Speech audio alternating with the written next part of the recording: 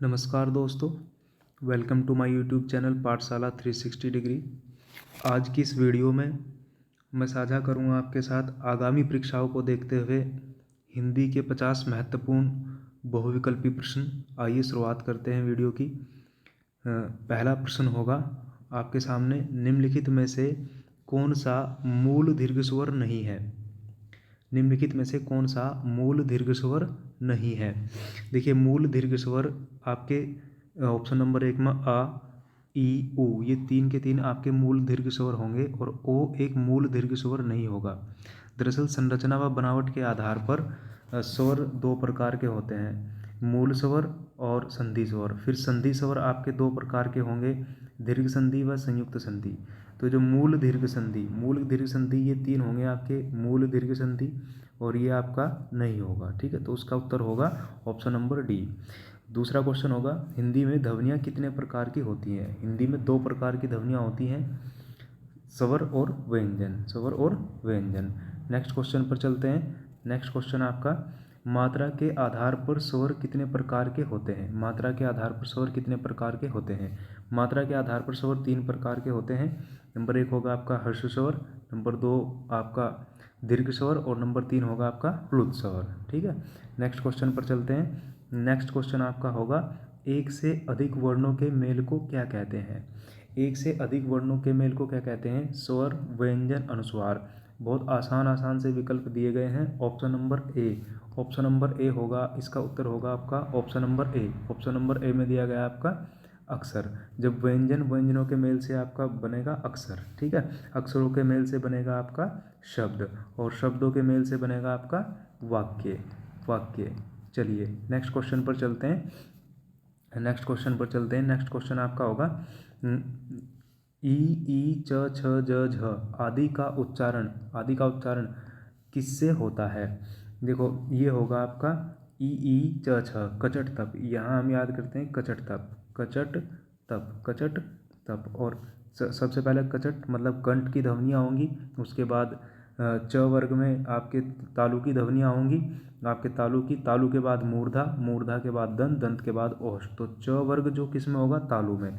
तो ये इसका उत्तर होगा तालव्य से। ऑप्शन नंबर सी सही होगा। उसके बाद क्वेश्चन नंबर 6, जिनका उच्चारण स्वतंत्रता से होता है और जो व्यंजन के उच्चारण में सहायक होते हैं, उसे क्या कहते हैं? स्वर की यदि परिभाषा की बात करें तो स्वर जो ध्वनियाँ जिनका उच्चारण स्वतंत्र रूप से होता है स्वर कहलाते हैं। जिनका उच्चारण स्वतंत्र रूप से होता है स्वर कहलाते हैं। स्वरों का उच्चारण स्वतंत्र रूप से होता है आपके स्वर यंत्र से सीधा बाहर की ओर जो आते हैं तो स्वर कहलाते हैं, और व्यंजन जो होते हैं व्यंजनों के उच्चारण में सहायक होते हैं। तो उत्तर होगा इसका स्वर। चलिए नेक्स्ट क्वेश्चन पर चलते हैं। नेक्स्ट क्वेश्चन होगा, निम्नलिखित में से कौन सा एक दीर्घ स्वर नहीं है? निम्न में से कौन सा एक दीर्घ स्वर नहीं है? मात्रा के आधार पर स्वर तीन प्रकार के, जिसमें से पहला प्रकार होगा आपका हर्ष स्वर, दूसरा होगा दीर्घ स्वर, और तीसरा होगा प्लुत। तो ये इसमें से आपके जो हर्ष स्वर होंगे वो अ के बाद ई के बाद उ के बाद री, ये चार होंगे। बाकी जो सात होंगे वो दीर्घ होंगे। तो इन चार में से ये आपको दिखाई दे रहा ई, तो उत्तर क्या होगा आपका? ई होगा। चलिए नेक्स्ट क्वेश्चन पर चलते हैं। निम्नलिखित में से अंतस्थ व्यंजन कौन सा है? अंतस्थ व्यंजनों की संख्या कितनी होगी? अंतस्थ व्यंजनों की संख्या 4 होगी, य, र, ल, व, और इनमें से आपको दिखाई दे रहा है क्या? व। तो उत्तर होगा क्या? व। चलिए नेक्स्ट क्वेश्चन पर चलते हैं। हिंदी भाषा में कुल कितनी लिपियां हैं? बेहद आसान, 52। Option number C. Next question, Hindi वर्णमाला में ऊष्म व्यंजन कौन से हैं? ऊष्म व्यंजन, ये भी बेहद आसान क्वेश्चन होगा। उत्तर होगा इसका ए, श, श, ह। ये जो आपको तीन स दिखाई दे रहे हैं, इन तीन के तीन स के उच्चारण में भी अंतर होगा, जिसे हम बेहद आसानी के साथ कर सकते हैं। ये श होगा आपका, एक ये श होगा, एक ये श। ये श होगा आपका तालु, जिसका उच्चारण तालु से होगा। ये होगा आपका मूर्धा से इसका उच्चारण होगा, और ये इसका उच्चारण होगा आपके दंत से। तो ये कहलाएगा दंत स, ये मूर्धा स, और ये तालु स। ठीक है, चलिए नेक्स्ट क्वेश्चन पर चलते हैं। यरलव को कौन सा व्यंजन कहते हैं? अभी ये क्वेश्चन रिपीट हो गया दोबारा, ये हो जाएगा आपका अंतस्थ व्यंजन, अंतस्थ व्यंजन हो जाएगा। नेक्स्ट क्वेश्चन पर चलते हैं। निम्नलिखित में से कौन सा ऊष्म व्यंजन है? ऊष्म व्यंजन होंगे आपके 4, ये हो जाएंगे आपके फिर से वही स, फिर ये वाला स, फिर ये वाला स, और फिर आपका ह। ठीक है, तो ये उत्तर हो जाएगा आपका यहाँ से ह। ठीक, क्वेश्चन नंबर 12। उसके बाद चलते हैं क्वेश्चन नंबर 13 पर।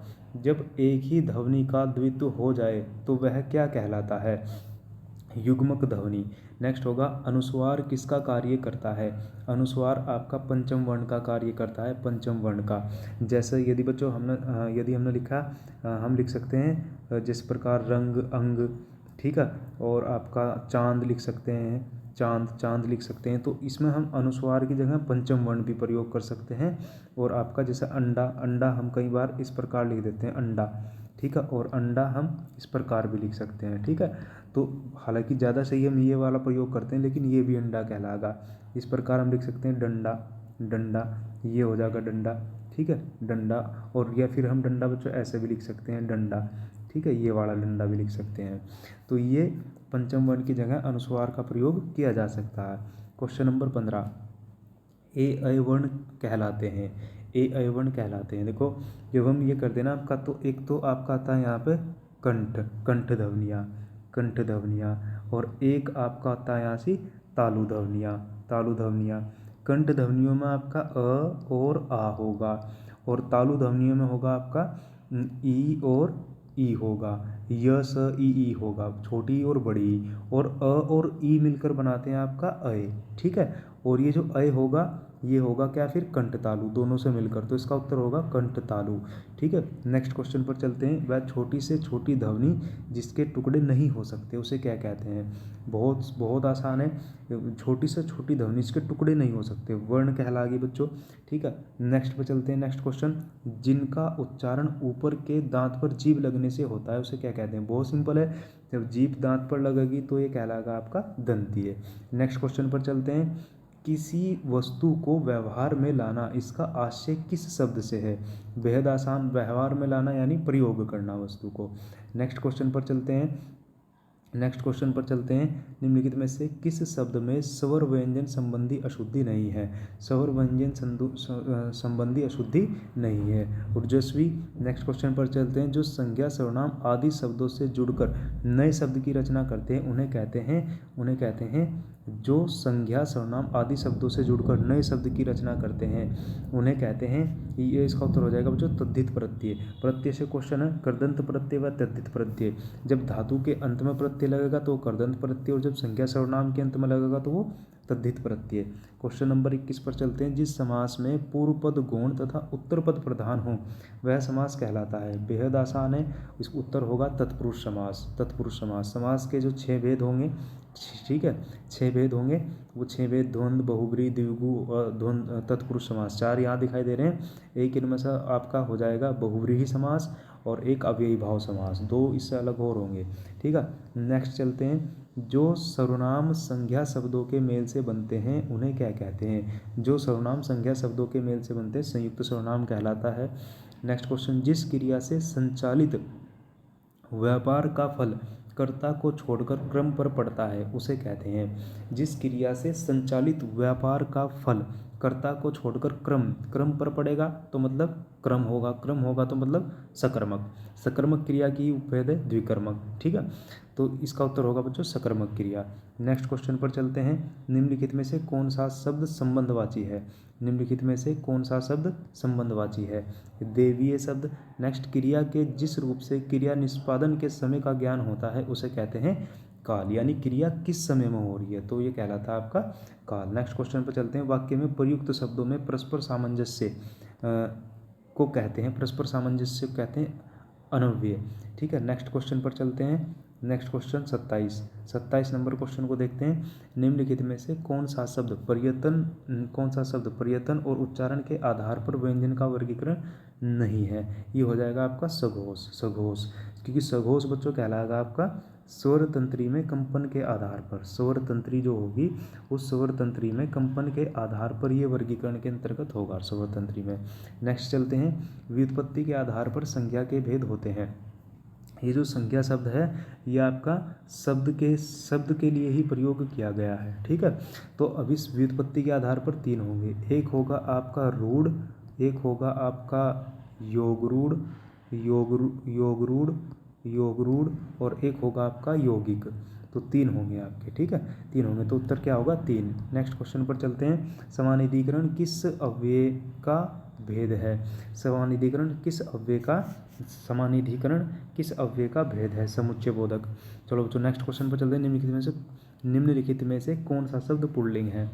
देखिए, कौन सा शब्द पुल्लिंग है? निम्नलिखित में से कौन सा शब्द पुल्लिंग है? दीमक, वाक्य में प्रयोग, दीमक लग गई, रात हो रही है, वर्षा हो रही है, विधुर। ये विधुर शब्द क्या होगा? पुल्लिंग होगा, और इसका स्त्रीलिंग होगा विधवा। विधुर का स्त्रीलिंग होगा विधवा। नेक्स्ट क्वेश्चन पर चलते हैं। जिस वाक्य में दो या दो से अधिक स्वतंत्र उपवाक्य हों और योजकों द्वारा जोड़े गए हों उसे कहते हैं। अच्छा, वाक्य जो तीन प्रकार के होंगे, एक होगा आपका सरल वाक्य जहाँ सिर्फ एक उद्देश्य व एक विधेय होगा, ठीक है। और जब दो सरल वाक्य आपस में जुड़े हुए होंगे और वो किसके द्वारा? योजकों के द्वारा, ठीक है। समुच्चय बोधक योजकों के द्वारा जुड़े होंगे तो कहलाएगा आपका संयुक्त वाक्य। तो इसका उत्तर होगा संयुक्त वाक्य। नेक्स्ट क्वेश्चन पर चलते हैं। बोली का क्षेत्र जब थोड़ा विकसित हो जाता है और उसमें साहित्य की रचना होने पर वह क्या बन जाता है? बोली का जब क्षेत्र विकसित हो जाएगा और उसमें साहित्य की रचना होगी तो वो उपभाषा हो जाएगी, ठीक है। नेक्स्ट क्वेश्चन पर चलते हैं। जिन ध्वनियों की गणना न स्वर में की जाती है न व्यंजन में की जाती है कहलाते हैं अयोगवाह। बहुत आसान क्वेश्चन है, अयोगवाह। आपके स्वर की संख्या 11, व्यंजन की संख्या 33, अयोगवाह की संख्या 2, संयुक्त व्यंजन की संख्या 4 और ताड़नजात की संख्या 2, और कुल मिलाकर 33 और 11 44 और 2 46, 46 और 4 50 और 2 52। यही 52 आपके हिंदी के अंतर्गत जो लिपियाँ होंगी यही 52 होंगी, ठीक है। नेक्स्ट क्वेश्चन पर चलते हैं। सौर तंत्रियों के आधार पर व्यंजनों को कितने वर्गों में बांटा गया है? ये आपका 2 वर्गों में बांटा गया है। ये जो 2 वर्ग है इनमें से पहला हो जाएगा आपका सघोष और एक हो जाएगा आपका अघोष।